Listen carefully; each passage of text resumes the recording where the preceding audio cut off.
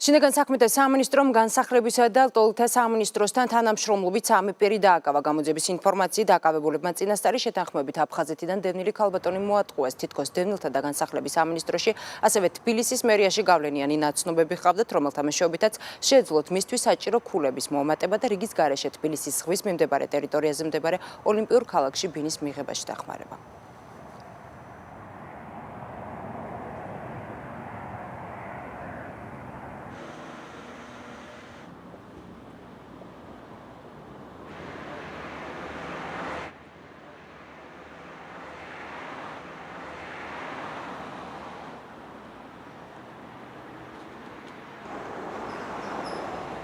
დავადგინეთ, რომ დაკავებულებმა წინასწარი შეთანხმებით აფხაზეთიდან დევნილი ქალბატონი მოატყუეს.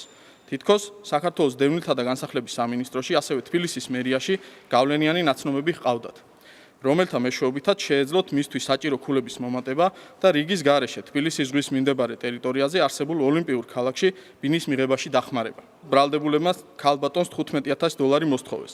წინასწარ $7,000 გამოართვეს, ხოლო დანარჩენი $8,000 გამორთმევას მოგვიანებით აპირებდნენ.